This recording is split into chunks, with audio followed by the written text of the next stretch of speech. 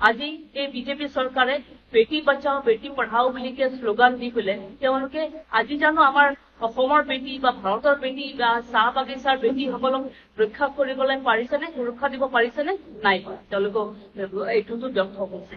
আজি আমি দেখিব পাৰিছো যে আজি বিভিন্ন বিশেষকৈ আজি চাহ জনগোষ্ঠী আমাৰ বিভিন্ন চাহ বাগান বিলাকতে হওক বা আজি গাঁৱে বস্তিয়ে হওক সকলো মহিলাসকল আজি বিভিন্ন ধৰণৰ নিৰ্যাতনৰ সন্মুখীন হৈছে।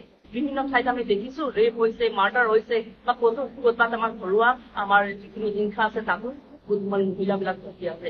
সেই সিদিনাখন আপোনালোকৰ লগতে ইয়াত প্ৰেছ মিট কৰিছিল তিনিচুকীয়া জিলাৰ বাগানৰ এগৰাকী শুই থকা অৱস্থাত ঘৰৰ পৰা উঠাই লৈ তাক দৰ্পণ কৰি পেলাই মাৰি পেলাই নলাত পেলাই দিয়া।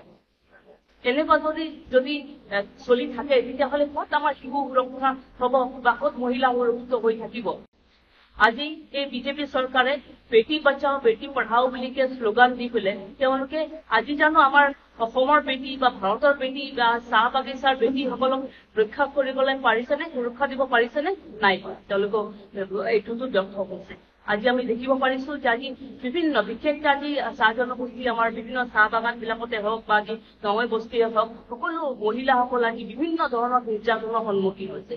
বিভিন্ন ঠাইত আমি দেখিছো ৰেপ হৈছে, মাৰ্ডাৰ হৈছে বা ক'ৰবাত আমাৰ ঘৰুৱা আমাৰ যিখিনি হিংসা আছে তাতো মহিলাবিলাক ভুগি আছে।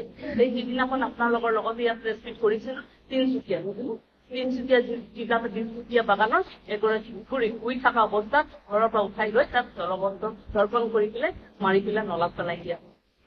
এনেকুৱা যদি চলি থাকে তেতিয়াহ'লে ক'ত আমাৰ শিশু সুৰক্ষা হ'ব বা ক'ত মহিলা সুৰক্ষিত হৈ থাকিব?